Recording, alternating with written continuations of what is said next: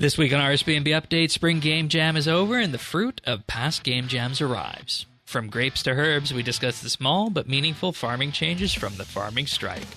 Also, the game health update, nerfing drop tables is pulled back, and Bloodvelds get bloody.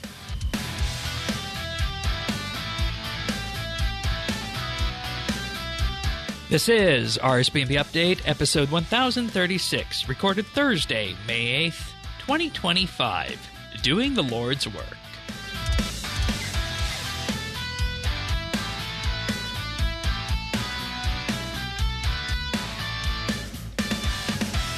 Hello, everybody, and welcome to another episode of RSBANDB Update Game Jam conclusion week, as well as farming Ninja Strike week. Tanis, welcome to the podcast, as you are here most every week. Oh, it's good to have you here. You ready to talk about your favorite colors? What are those? I don't know. You tell me when we get there if you were able to see colors this week. Right on. But also Pernasius is here, everyone's second favorite Australian. Here I am here. G'day all. And, of course, if you guys want to follow along, full show notes over at update.show. Discord can be found in-game at update.show/discord.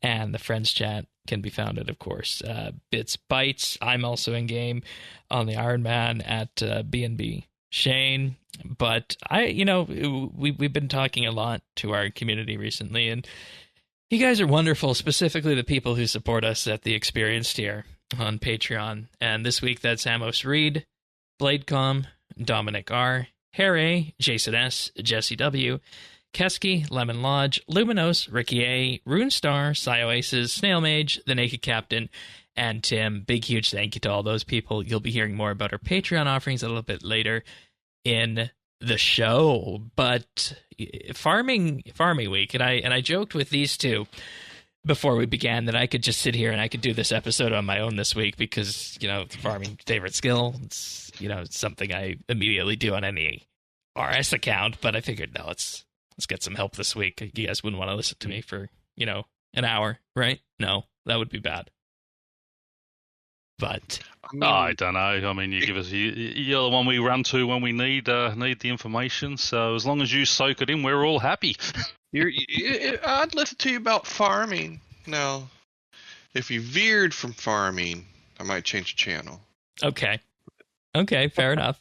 But this is a number of changes that came in this week, and we're just going to run through them because all of them have meaning and all of them are very important for the skill. So starting off, existing grapevine seeds and grapevines have been renamed to godly grapevine seeds and godly grapevines to differentiate them because they added a new low-level grapevine seed that can be obtained from various low to mid-level monsters to grow the existing regular grapes that are in the game. So quick question on that one with those low-level grapes. Does that, because they didn't actually specify, but the creatures that drop grapes, like your black demons and such, are they going to change the grape drop to grape seed drop, or are they just adding it so you still get them from the monster drops, but they're just adding? That's a very good question, because if I look up the grape drop table, it still says that it comes from things like the black demons and lesser demons and whatnot. But it'd be interesting to know whether they've swapped it out or if they just put it as an additional drop. Yeah. And, I think this is interesting for a number of reasons. First, it adds this new thing at level 49 farming close to watermelon that gives you something useful to stick in the hops patch, because I don't know about the rest of you, but most of the stuff you can put in the hops patch is kind of useless aside from the grapes, in my view, at least. That's the way I view it. There's a couple you need for a couple of quests and some achievements, but once you've done, it's sort of a one and done type thing. Yeah, I've done it for that, and I'm not going to use it again.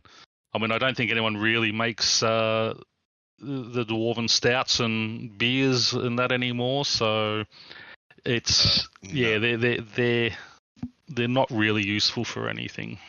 Yeah, the wiki doesn't have a full list yet of where these come from, but two they do highlight are Martin the farmer, the master farmer, and the giant mole. Yeah. Okay. In hard mode for that. But, people might question, well, why do you need grapes? And I think you were mentioning this, Tanis, that once upon a time there was a cooking competition that was won with wine. Was that it? Or am I thinking of something else? Nope. I won one major competition with that, and I went back to the well on a general XP competition. Yeah. And was that also a thing? And no, the fresh start one was the cream cheese. That was the cream cheese, yeah. But no, wine is a incredible. I think it's still viable even to this day. It's still decent, but it was just always so expensive. But if you could afford it, and I couldn't afford it, but I had a friend that called in the Swedish National Guard. And that's what we called the Swedish world that he just ended up on one time, and they were like giving him crap in Swedish, and he was like, "What'd you call me? I don't know what the hell you're saying." And it struck a friendship right off the bat, and like, he was able to like, "Hey, can you help out a friend?" And I'm very curious to see where these ultimately come from, aside from what was listed there. But I think this is key because it gives you both something to stick in the hops patch at 49 that's not useless, and like you said, 10, it's another method of cooking as you level up. Mm-hmm. And which is great because, as Tanner said, the grapes. I mean, when I'm doing Slayer, I always pick up the grapes because on the other accounts, because they sell for 4.9 to 5k each. Obviously on the Iron Man I was picking up, and I did do a lot of the sort of early cooking because I had a couple of thousand grapes and I just made them into wines. So very viable, and having another way to bring these in through an actual skill, because grapes are a farming item. It was sort of weird that they only came from a monster drop. So love this update. Also, reeds and godly grapevines are no longer more likely, keyword more likely, to get diseased when watered. That was a strange one. Yeah, I don't understand that. I didn't understand why. Basically, it sounds like they got the inverse there. Oopsie. Yeah. Also, when clearing grapevines or godly grapevines, the frame will no longer be removed, which, is so annoying to always bring the planks with you. Thank you for that one. You can now use compost on a hops patch that already has a frame in it. It's fine. They fixed an issue with godly grapes sometimes not rewarding the correct godly grapevine when using a specific type of compost. Yeah, I don't follow that, but sure. They also added tooltips to the magic secateurs and nature amulet, with this adjusting how different farming boosting items interact with each other. This includes the magic secateurs, the nature amulet, the Ring of Whispers, and the harvest potion. So previously, the Ring of Whispers had no effect on farming output unless another boost was also equipped. And I guess I'm a bad farmer because I never brought the Ring of Whispers. You don't have that whole set when you run your farm? No, because I have the luck of the dwarves and the grace of the elves on for the Saren spirits. Fair enough. So then you're like, you don't need it. So, yeah, I do. I mean, on my other account, I was probably doing the same, but on this account, I have the set of the ring and the necklace and the tome. And I mean, Sliskay's endgame, getting to the end there, right? Wonderful maze quest that everybody loves.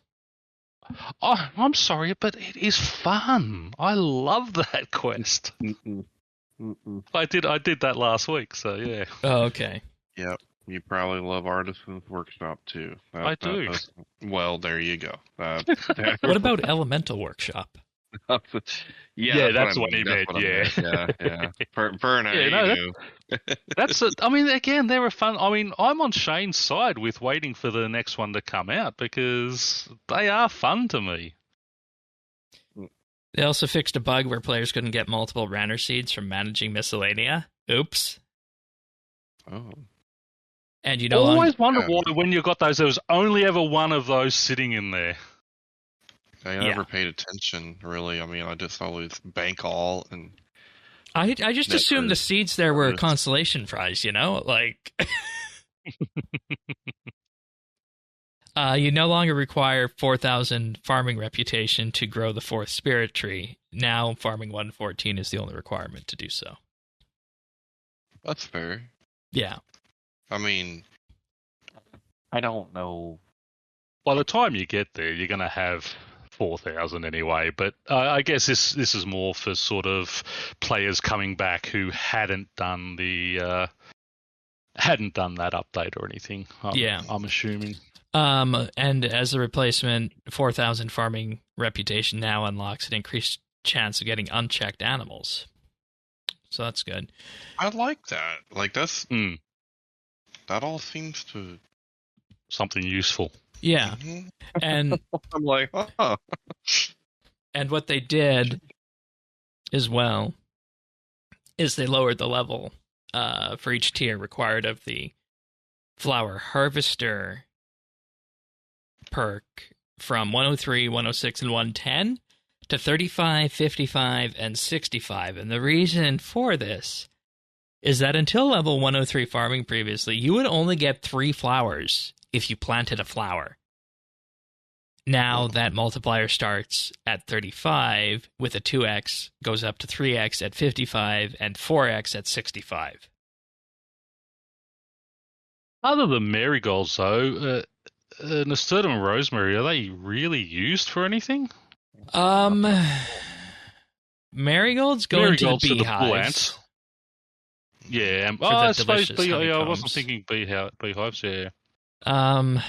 Rosemary's, honeycomb again, I guess, if you wanted to. Yeah, you're probably right. Just honeycomb, because I mean, I just have white lilies in all of mine because it keeps the other things from getting diseased. But yeah, I always wondered on those other flowers because marigolds was always for the bull ant pouches, but other than that. Yeah, there's really not that much reason to use them in that case. So just, why not more?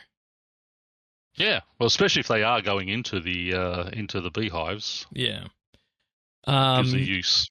This also resulted in the Grandmaster Flower Harvester unlock being removed, which makes sense. Then we move to the Garden of Carid, where the Everlasting Essence, or the Everlasting Incense unlock has been replaced by a new unlock called Make Sense, which provides a 10% chance to make an extra incense stick when adding the herb. And this is because by default now, incense sticks and prayer powders are no longer cleared upon death. Thank you. Yeah, because you die and then, you overload your poison incense or whatever. That was more money that just went down the drain. So did this make it so that your incense never ran out? No, it still goes on a timer. Just when you die, it doesn't get cleared, like the change they made to overload. Oh, okay. Which I feel like they did this in a previous patch, but they didn't change this buff.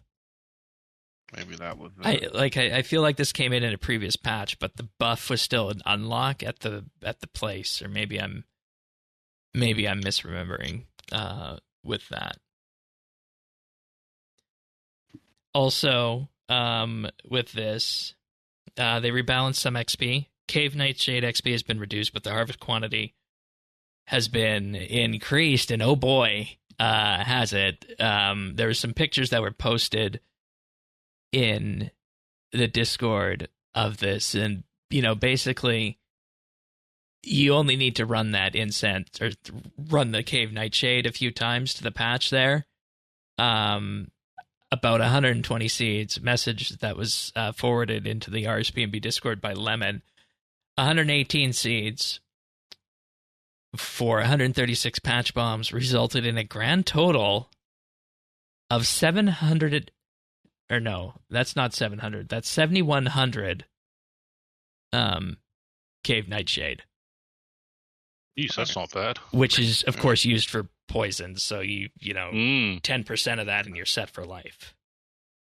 And made various improvements to the farming code, and this says this is more of an internal thing, but seriously, Sponge is doing the Lord's work. Indeed, he is doing the Lord's work.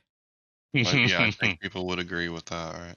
Even if you don't like the skill, and I don't, you know, it's in my top 3, but it's, you know, these changes are fantastic. I don't think anyone is going to complain about any of them.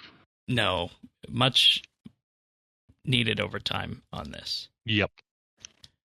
The only thing, Sponge, if you are out there, can we get Torstal seeds on higher drop tables and get them out for us? The only thing we ask as Iron Man, just get us some more Torstal seeds.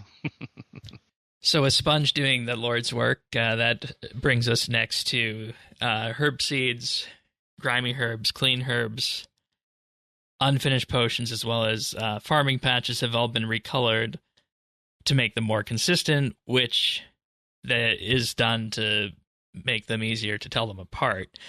And this was something that I think was done by Mod Dorn in a game jam for this. So, Tanis, I asked you if you could see color this week, and what's the verdict on these color changes? So the verdict on these particular color changes, I think, is overall a good thing. They're good changes, and the good part about it is there's a contrast change. So right away I could tell some herbs from each other. Now that's something I couldn't do before at a glance, right? I had to look at the mouse over text. That being said, with the nature of my disease and the way that it affects the color blindness I have, I couldn't tell you that. I couldn't tell you if the if one herb was a yellow or if it was like a lime green, right? I couldn't. I don't know, but I could definitely tell it from the bloodweed, which was a really dark, rich. I'm assuming red, but yep, to me, you're right. Darker, right? So, but even that, you know, it's a little bit of a help, but you can tell.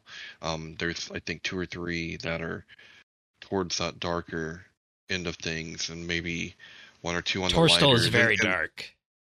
Yeah, there was a few that I couldn't tell really any difference in. I would say like the Terramin and Maritol in particular, I just couldn't tell a difference. But I can't see, I can't tell a difference between green and blue. So I don't know. They're mostly shades of green and yellow-green. Yeah, and what makes green? I can't make them out very well, so it was going to be a tall order, but I could tell the contrast, which is a good thing. Snapdragon is orange, which I thought was odd. Yeah. Cadentine is yellowy. Avanto is lightly colored. And Guam is the original one that was there to that point. And they also made it so that both the herbs when planted in the patch, as well as the unfinished potions, match that color now.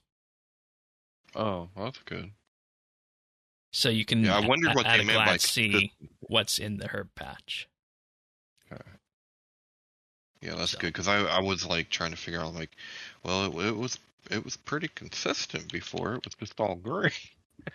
Like, okay, yeah, that makes sense then. Diseased herbs will use the same model, but have had their generic text replaced too. So, for example, instead of diseased herbs, and these herbs have become diseased, it will now say dwarfweed diseased or some diseased dwarfweed. The right-click guide option is now available at all herb patches and will consistently open the farming skill guide with the herbs filter active. Okay. And there's a right-click option clear, it's now consistently available when the herb is fully grown and removes the crops instead of harvesting them. So don't do that. Don't do that. Yeah, that. Wonder why. Like why? I think clear used to be used if it was diseased and you didn't want to put a thing on, you'd clear it. But these days, I think clear should just be taken away. Yeah, that's what I was. Although thinking. if you put people go, oh yeah, but if you put the wrong one in, yeah, but it's 80 minutes. Go away and come back and put the right one in. 60 but, if you anyway. have the upgrade from Garden of Carid. Even better, see? Oh, I should go and do my upgrades. Yep, do them. Do them. Players now have a 1 in 60 chance to receive Harmony Moss from the Trollheim farming patch if they're using a perfect Juju potion. This was bugged and wasn't giving it before. Rather than saying UNF, they say herb potion unfinished. Okay, and then they also added the tooltip information for the perfect Juju farming potion to mention the varying chance of receiving Harmony Moss from regular patches. And the patch notes here give the chance of receiving it for each of the types, if that's something that you're interested in. The highest is 1 in 3 from Spirit tree patches to 1 in 5 for Cave Nightshades, and all the way down to 1 in 81 for allotment patches. And then examine options of scenes have been made more consistent and will now mention the farming level required to plant them. And that's pretty much it for the farming changes this week. And snapdragons are now the same, or a yellowish color, the same as palm seeds. So don't get confused like I did. And think, hey, what's he doing dropping palm seeds? Oh, no, it's just a different color snapdragon. Yeah, and I mean, it's like, wow, those seeds look interesting now. Yeah, I tell you what was really good though was the bloodweed seed being that nice bright red color. Now they stand out in the wilderness when they drop. Oh, okay. Yeah, do appreciate that one. Yeah, they look nice. I actually thought my snapdragon was sweet corn, kind of. Yeah. Or maybe that's what I thought it was, sweet corn. But yeah, it's just like it just confused me when I saw it. Going, hang on, what's that? That's not a seed I get. And we do thank Mod Sponge for doing the Lord's work with the farming changes, or the farming internal code, because it sounded like it was him on this update, but I think there was other people involved in it too. So thank you all for doing the Lord's work this week. All the unsung heroes of. You cop a lot of crap on certain sites, but we do appreciate and understand the difficulty a lot of the stuff that you have to deal with is, and with 20, almost 25 years of code now, isn't it? Yikes. Wow. Can you imagine that? Having to deal with 25 years of code? It's not fun. No. No, that's why it's like probably a reward to get over there on Dragon Wild. It's like, oh my god, we got new stuff. They could do it in their sleep. Yeah. All right. We also do have some changes to Bloodvelds. Bloodvelds in the Heart now need 50 Slayer to attack, as they should. The smaller Bloodvelds now have slightly reduced stats, and they up the XP of Bloodvelds to the point that we're looking at, for the level 47 Bloodvelds, 133 Slayer XP, which was up from 84, and for the level 52s, they're 151 Slayer XP now. Very much appreciated by but the Slayers biggest thing that is appreciated with this is that Bloodvelds are now more likely to drop congealed blood. Yeah, yep. And we're just talking about having a source of that, so it must have been talked about or noticed. Or and the whole group Iron Man thing, I think, has been illuminating on them to highlight those sorts of things like that need to be, tweaks around the edges. Lemon posted another screenshot, half an hour at Mutated Bloodvelds, netted about 1,500 congealed blood. Which getting it before was like pulling teeth. Yeah. That's really good. Yeah. Right. Crystal chakrams can now be augmented, which is like the elf throwing weapon. Yeah, I saw that and I was like, who? I thought they already were, but yeah. This? Yeah. Like, and especially when you look down here a little bit further, there's an actual really good one for a crystal weapon. The crystal bow attack range has been increased from 7 to 9. Love that I one. love The that crystal bow too. Always. Yeah.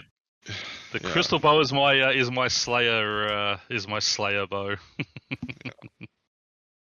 Yeah, it's such an important weapon to have there involved with that, and I guess just being such a big heavy bow, it makes sense to give it that long range. So, and yeah, I mean, people go, it's only 2 squares, but that 2 squares is a big difference. Well, it is, and bows. I mean, that's supposed to be the thing that makes them different. And yeah, I can't think of how many at this point, just how many years I used a crystal bow, a tuned crystal bow. Yep.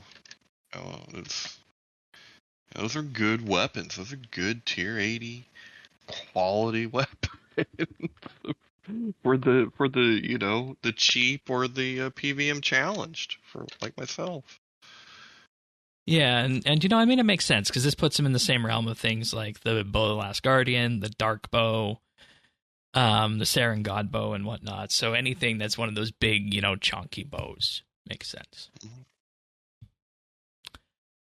All right, well, that's the patch notes for the week. I am going to thank some Patreon supporters right now because you guys are wonderful, and we're working right now on something called the monthly bit.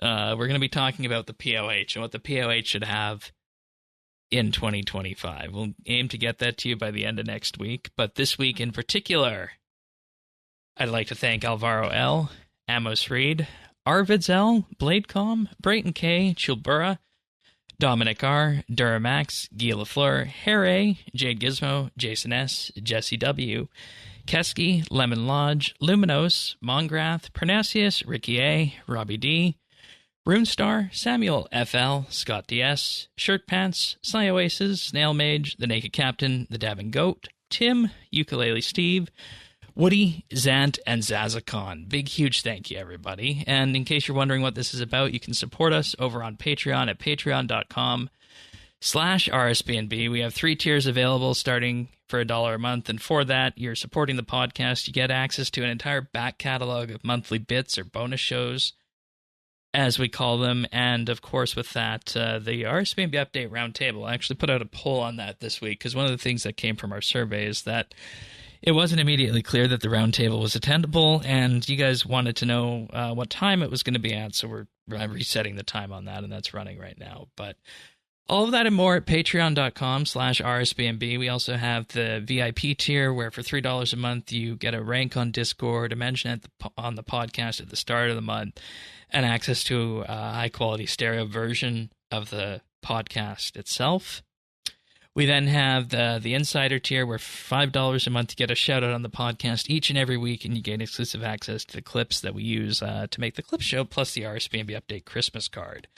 And, of course, mentioned at the top of the show, we have the Insider tier as well that's presently full. That's everybody who is the premier update supporters. They get the shout-out at the start of the show and have the option of attending a live recording of the podcast. But all that and more at patreon.com/RSBANB. Thanks so much, everyone. Thanks, guys. So in addition to the patch notes this week, they're pulling back. They're pulling back on the game health update, or at least the drop table rebalancing part of it. That was slated to come out next week on Monday, the 12th. Mm-hmm. Well, they will review our feedback points and adjust balancing based on the feedback received. They will present an adjusted proposal and include more detail on their thinking and intent, and they will listen to our feedback and decide on next steps. That's what I was wondering, if it was because of... Yeah, okay. I mean, it's within the realm of it's within the realm of listen to the players, right? I don't think that this was something that is akin to them breaking their back and bending over. I think a lot of the concerns were reasonable, specifically on the Raksha side, as we discussed. What was that, 2 weeks ago now, I think? Yeah. I mean, and I think it's just hard for me because I'm jaded, man. The community's cried wolf so many times. Every time. And so my natural reaction is always to be like, probably not that big of a deal. But there probably were a few pain points on this, and it's good that they're, listening to feedback without having the tail wag the dog. Yeah, and, I think the biggest one was Raksha. I also think the concern over things like cannonballs was true, because there's no way that you would produce enough cannonballs through smithing as an iron to use a cannon. Oh, no. Yeah, no. So there's that then one. Again, if cannons died and went by the wayside, the health of the game, let's just take cannons out completely. I could think of worse things. Exactly. Now watch Hannes and I start getting all the hate mail. Yeah, and then I mean on the other ones, like when you look at Zamorak, for example, and Karapak for crafting. Karapak has the crafting argument, but the Zamorak stuff is pushing up the value of the boss when you don't get that Build Last Guardian piece. The question is then, if you're going to do a common nerf like this, because that's what it was, why not bring in bad luck mitigation? Ooh, yeah, that's a good point too. Yeah. So that's where I would go on this. I would do the common nerf, maybe tweak it a bit to not be as punishing, and then bring in bad luck mitigation as well. You know what you do? But only by a margin of 10-20%, I'd say, to tweak it by. You bring all the drops off hard mode onto normal mode as it should be, and just make hard mode the one you get the more common drops and the better luck mitigation. Well, that's what I'm waiting for to see when the Amasket boss comes out. I'm waiting to see if they do what they did with Sanctum, where they put the key drops on normal mode. Let's hope so. Because I've always been, that was good. And yeah, I have received a few people yelling at me about my thoughts on hard mode should only be a hard mode and should not have any exclusive drops. It should just be a more common drop rate as opposed to what normal mode has. But oh, really? They go direct to you? They didn't even bring. I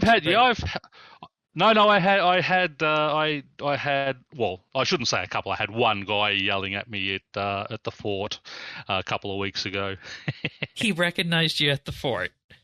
He recognized me at the fort. I was on World 15, the Aussie World, and because I'm normally on 66, where there's never anyone there, but I was on the Aussie World for some reason, and got recognised and got told off about my opinions on hard mode. I mean, if they want measuring sticks, they can add other things to have measuring sticks. Yeah. Well, as I've always said, hard mode is like Iron Man mode. It's just a challenge mode. It shouldn't have anything exclusive. Yeah, so it'll be interesting to see what they do for this. And just days away from this now, we are also getting the rune crafting and thieving invention update. So that'll be fun. Sounds wonderful. Yeah. But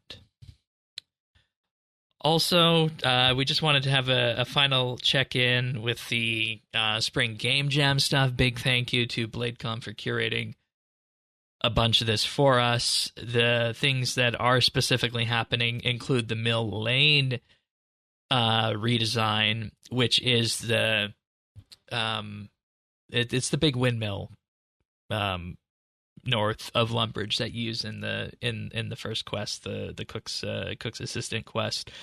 Cleaned up the graphics around there and just made it look a little bit more 2025 ish. Also, in the same realm of graphical changes, we have the Dark Wizard's Tower redesign, which is here, and holy crap, I got the screenshot of this one up here, but if you guys have not looked at this, go down to that Game Jam wiki page, and it looks... This is one of those few times where I'm like, is this RS? In a good way. In a good way. Yeah. No, it is. Believe it or not. So, oh my god. The work in progress, and then the second one is like, holy crap, that is atmospheric. But looking forward when that one arrives. There's also the south of Falador area cleanup, which includes moving the clan camp to the Grand Exchange, or rather just south of the Grand Exchange as an example there on that one. It also involves making Armadale's Tower an instanced area, because, that's been there for a long time, and, the World Event 2 is long past its prime. I don't think we're seeing any more world events. No, I don't think that's happening. Mod Days was working on a thieving rebalance. He created a design document which proposed an early game thieving rebalance and mechanics. So you would have increased XP for pickpocketing stalls to improve the level curve to 65. Nerfing the Thieves Guild doors and remove the reliance on world hopping. Koshing is reworked with left-click knockout and looting. Oh my god. At last. Thank you. That'll be good for my next Iron Man. Pickpocketing interaction streamlined, and future plans to revisit drop table and export profit-focused content. I think that's good. Profit-focused content is good for thieving, because if you look at the old-school money-making guide, two of the most profitable skilling methods are high-level thieving, both in Prif and the virus there. So, I was going to say, it used to be that way with Prif. It was good XP and it was good money, it should be. Yeah, and they were always a great source for clues. Sorry, drew a blank there. Yeah, and he's got a design document that he posted on Twitter that you can review for it, and they even have a copy of it on the wiki. But the best way for thieving these days is just get yourself into Menafos as quick as possible and just go pickpocket the gullible tourist. Exactly. It's a tourist. Who cares? What are they going to do? They're going to be out of the country again soon anyway. Mod Frosh redistributing the abyssal, or rather the Demonic Skulls experiences bonuses elsewhere, and exploring the validity of the Demonic Skulls' current roles, as well as looking at improvements for the Runica Tuner. Very nice. And we didn't hear much beyond that on those. Also, Yanil's visual refresh got some more work this game jam, courtesy of Mod Pebble. And we have some pictures up here for this one as well. And, it's quite amazing the way this looks. The concept art and then the realization of it into a work-in-progress image. It adds like a moat around the city and whatnot. Adds a unique visual identity to it. And internally, I think they were going to be looking at adding more flowers and whatnot there as well. So, I always love a good graphical update. Yeah, kind of sad though. Not in like a bad way. It's just that this is like one of the last RSHD areas of the game that still exists as is, but it's overdue. Yeah. So what you're telling me, you want to see old school 2010? No.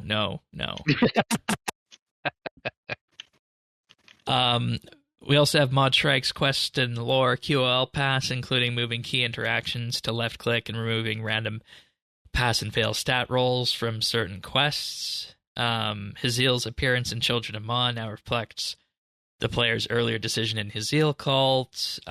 Pyres in Summer's End can now be built and lit with a left click. My favorite quest. You remember how much complaining I did that evening I did those two? Yes. Had some very choice words, did our young Shane. Yeah, that's right. But other things include post-quest dialogue for the Emir, Conan the Librarian, and Commander Akhmet following the events in Pharaoh's Folly. That's still one of my favorite names. Which one? Conan the Librarian. Oh, okay, yeah. That was pretty funny. I get the reference. That was good. I had a good chuckle over that one. The base design work is done in concept for a grouping system rework. I mean, it's... Sorry. Tanis, you and I were there in 2015. We remember we were that. there. We were there. And now I don't know what they'll use it for. Well, the idea is that it's going to be system. needed for the Amasket boss fight, because that's up to 5. Well, we know how that goes. But How many? This is what, the 7th or 8th attempt on the grouping system? yeah, it's had many versions. They And want none of them have been good. to bring in bulletin-style board listings where you can list or apply for groups by activity, goal, or event type, supporting search filters, learner-friendly tags, group-to-group applications, a focus on PVM achievements and community events like Megaduck as an example. The initial game jam goal was functionality, and the UI is still in process. Future QOL plans include proximity invites and integration with War's Retreat. How's that work, I wonder? I don't know. There's also a project by Mod Shrew to look at expanding the player info examine card, including expanded interface to showcase more personalization and achievements, the ability to display 2 selected pets, an outfit, and a mode or animation, kind of like Xbox-style gamer cards, I guess. Customization banners and emblems, future expansion into full player card skins, and display of key account details, including things like clan, group Ironman status, player examine, text, and more. Area for multiple titles and badges, showcase achievements, rune score, combat score, pretty much the works on that. So, Favorite actual RS system. podcast. Yeah, that would be a good thing to put there. Yeah. Actually sounds pretty good. Yeah. And then we talked at length 2 weeks ago, or 3 weeks ago now, 2 weeks ago, about Mod Ramen's desert cleanup for this, and this does involve relocating the World Window and the Godless Camp to the area south of where the Tuska's remains are right now, moving the Narda Gobi Camp close to the World Window, removing the Anima Islands D&D, and redistributing the rewards to places like quests or Slayer mod drops or the raid reward store. Okay. No more salted pork. No. And then the biggest one is the fletching tier, or rather fletching retiering, and with this it involves cutting a lot to get a minimum viable product out the door, and the idea behind this is that it'll have major meta changes and nerfs to fletching if it were to come out in its current state. So they kind of need to make it fit within a certain realm, because you're in this kind of situation where if you go for a full-on retier like this, you dethrone the bolt making as one of the best methods, and instead you have the martial bow making like you have post level 100. Mm-hmm. So those are the ones that I cherry picked, and again, thanks to BladeCom for collating these and sending them off. It was appreciated. And we have an environmental preview here. If I can get the video to load of this, I don't necessarily know exactly what Garagas did, but I don't know if this is like weather or an expanded level of detail. He's standing on the roof of the Lumbridge Castle, and instead you get a view of things like the Wizard Tower, Ice Mountain off in the background, Falador, Varrock, and whatnot. So it's like, I think it's like an expanded view distance, like an expanded render distance, but with a level of detail, I think would be my guess as to what he did here. Which is not something you would ordinarily think that the engine could do. That's cool. So, it's always a game jam if you can show off like a visual idea or something like that. But well done to everybody. It'll be interesting to see if and when these make their way out the door. It seemed, I don't know, is it just me or does it seem like a really packed game jam like this time around? Lots of consequential stuff. Yeah. So. Well, I don't get their Thursday afternoon fun days anymore, so they've got to pack it all into this. Yeah, and I mean doing it for 2 weeks too. Fortnight. That's very generous of the managers and whatnot to slot that kind of thing in. So. Which is, and again, for the company itself, that's great. You've got creative people who need to be able to use that creativity, and giving them that sort of 2 week window where they can is brilliant. Yeah, absolutely. What's everyone's favorite? I've always been big on sort of graphical updates. So they're probably among my favourite, but having just gone through fletching, having a proper retiering of that. That's exactly what I was going to say. The fletching retier. Yep, me too. That probably has to be my number one. We haven't all been doing Iron Man or something. Yeah, there's a reason my fletching level's 32. Yep. But yeah, good game jam, and well done all across the board. And with that, what have we been up to on RS this week? Pern, you want to go first? Yeah, well, basically, just smacking out more quests. So I've got 7 to go till I get my quest cape. Not rushing it, just enjoying them, doing them when I feel like it, not because I have to do it. Did Slisky's endgame last week. Still, I mean, I know people bag on it because of the How long did the maze take with the guide? Well, with the guide, I probably knocked it over in 2 hours.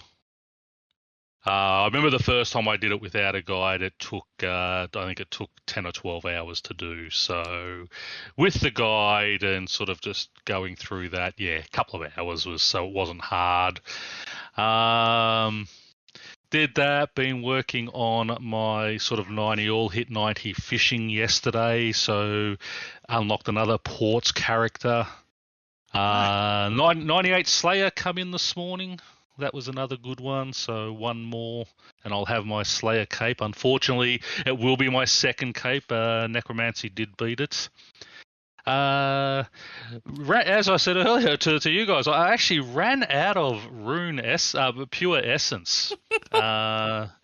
Never ever run out of pure essence, but obviously I've been running the getting a lot of nature runes and such for the group, so we can all do our high elking and things. So I went and sat down at Abbey Demons for 2 hours and picked up over 10k of them there. So I'll be able to get back into that. I'm at 87 rune crafting, hoping to hit 90 by next week.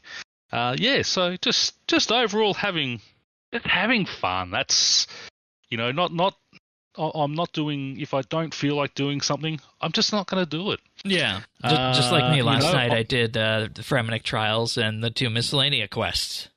That's it. But, you do it. Yep, okay, I feel like doing these and just getting them done. And, okay, I don't really feel like doing this tonight, so I'm not going to. It's the same as I've got Elemental Workshop 4 is, I've got the other 3 done.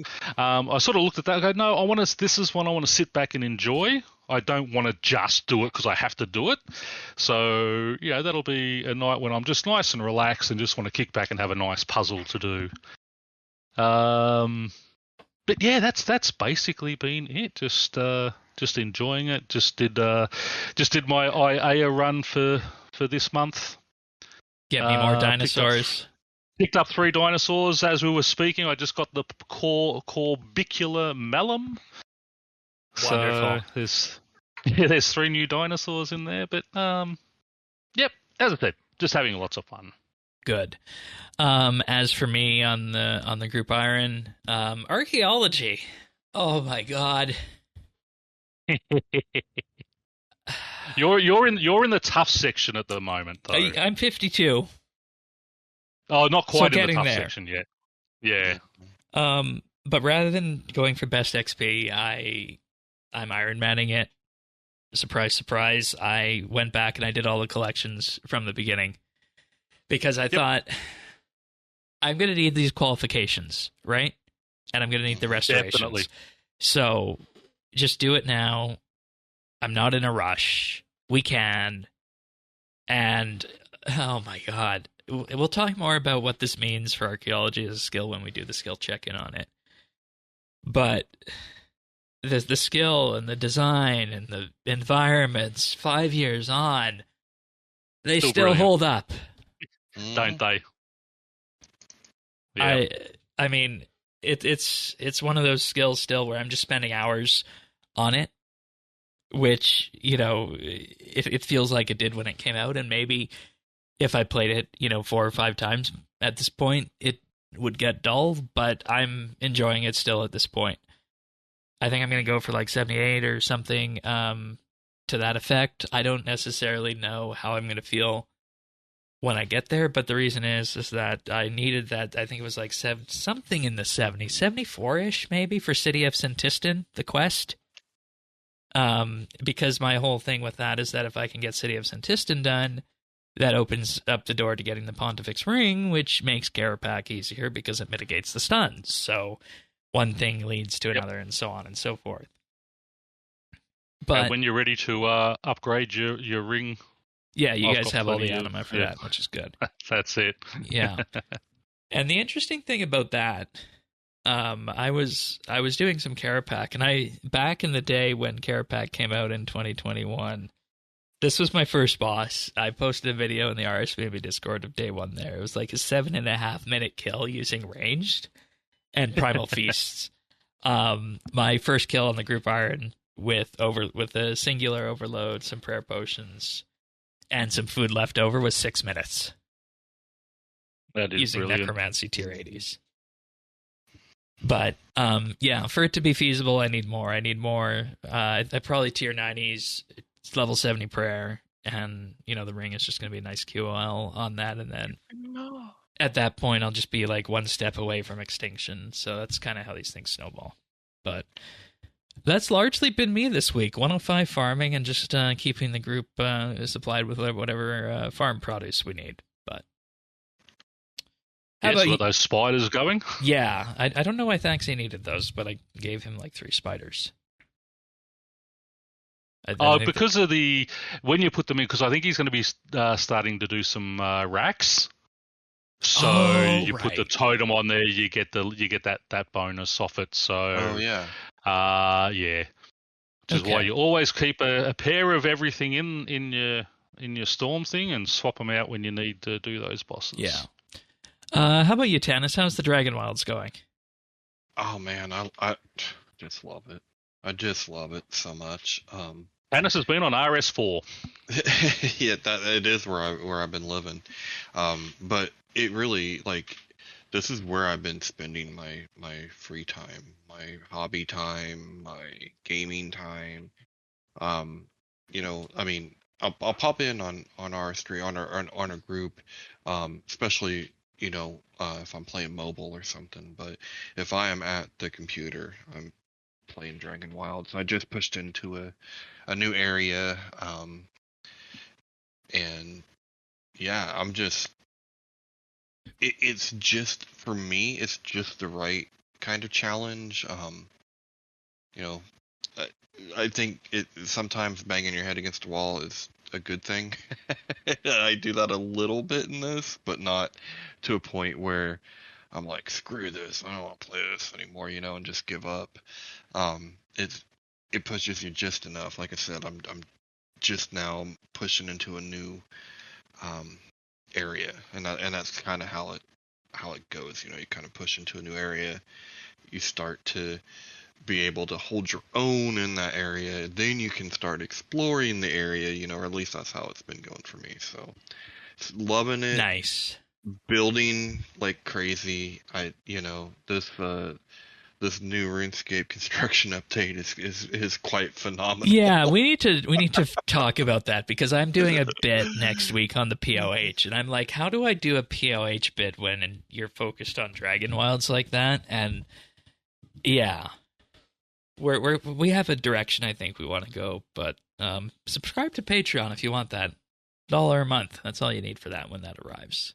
But yeah, it's good to hear. Good to hear on that. But with that, we do have a few achievements. This week we have Feel My Pokes with 120 Slayer on May 7th. Congratulations. Lady Claw with 200 million mining on May 6th. Mr. M with 120 Slayer on the 1st, as well as X Polonia with 99 fishing. And Zookeeper 53 with 99 necromancy. Well done. Nice. Very good, everyone. All right, Dennis, what's your pick of the week? So, this week I have another podcast. Dun, dun, dun. But don't worry, there's no RuneScape in this one. But there are a couple British guys. So It's called The Rest is History, and it's a history podcast. But, you know, for you history nerds like myself out there, this is a good one. They're both very well-written historians, and that's one of the things I like about this podcast is they're really good at finding these eloquent written passages, you know, from these, you know, famous writers. I've heard of Tom Holland before. Yeah, it's really, it's not that one, Shane. No. This is the one. Oh, okay. You're not thinking of Spider-Man? No. Yeah, but no, I mean, I started getting into it on a whole series on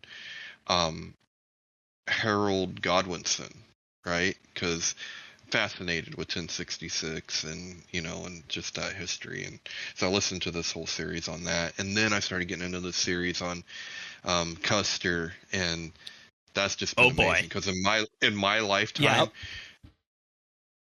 there has been every kind of perspective on him, like from the public. You know what I mean? Like, I can remember being young and it was a hero figure. I remember being a teenager and it was like the villain. You know, now there seems to be a more of a complicated view taken, but right. And isn't that the thing in general with history is that the views can change?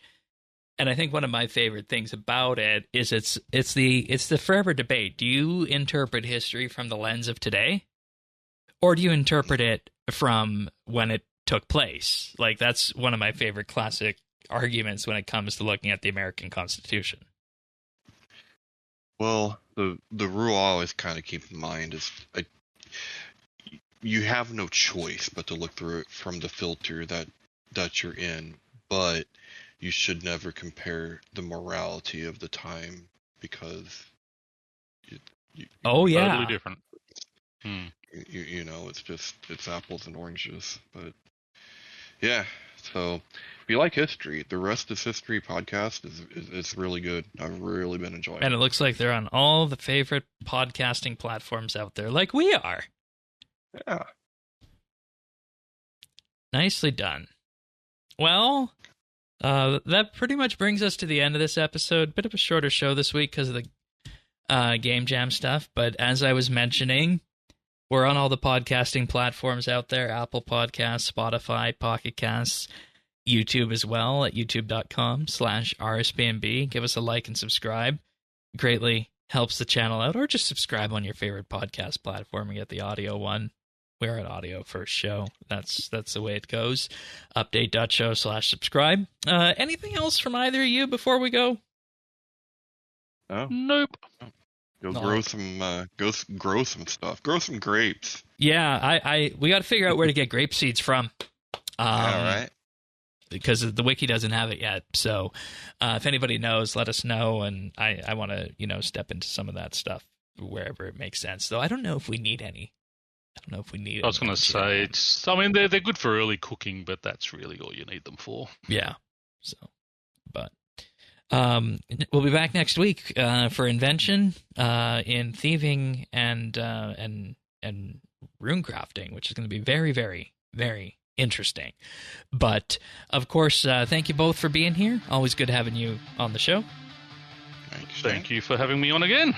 And with that being said, we'll be back next week for another episode of RSBANDB Update. See you then, everyone. Take care. Happy scaping all.